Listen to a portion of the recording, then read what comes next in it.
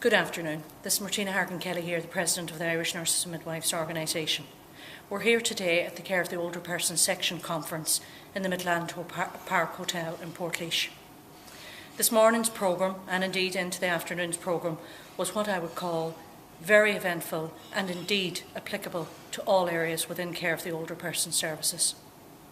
With my address this morning, I did revert to the capacity review, the Sláinte Care report, and indeed the changes with regards to legislation and the capacity bill, referring to those of us who are no longer able to make decisions legally.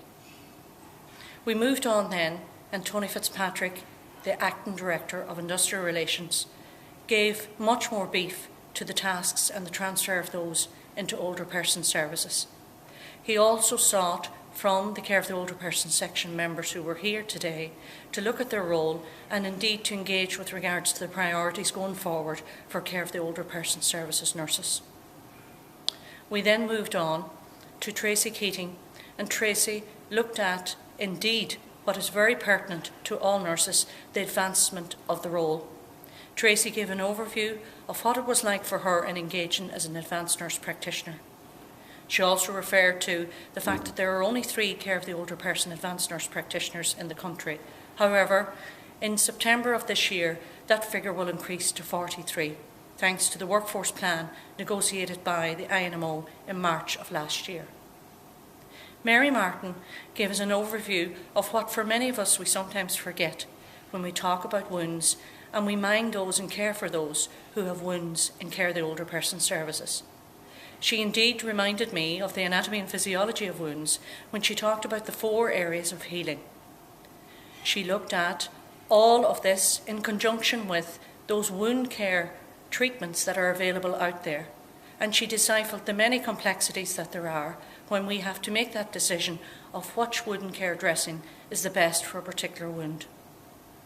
She talked about the homeostasis. She also talked about the inflammation.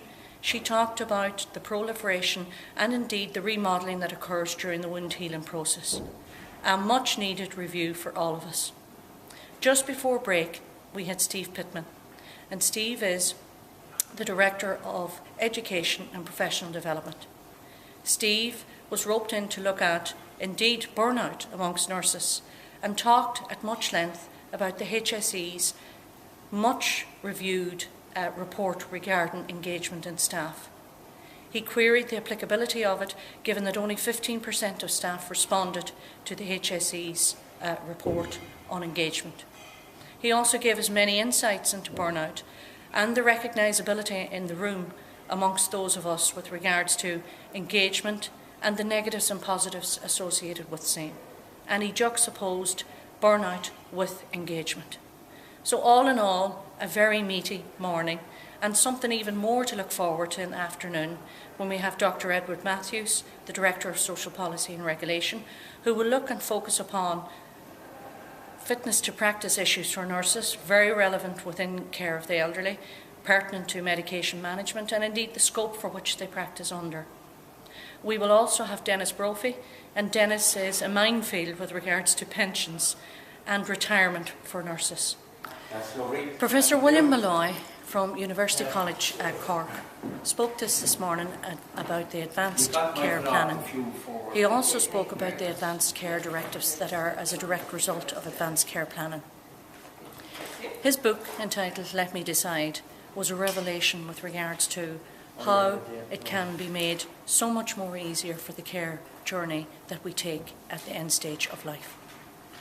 Dr. Malloy, or Professor Malloy, is very interested in full engagement with the INMO and how we can progress this very worthwhile piece of research. He's enthusiastic, motivated, and above all, sees the very relevance of the care of the older person nurse in older person services. Indeed, I would concur with him in that these days are so beneficial to all nurses, given that the Nursing and Midwifery Board of Ireland have now moved to refer to the competency scheme as the scheme, therefore ensuring that you get your 5.5 CEUs or 6 CEUs that may be attached to these days from a validation perspective. Always enjoy professional development and education as it enhances the safety of the patient's journey. Thank you.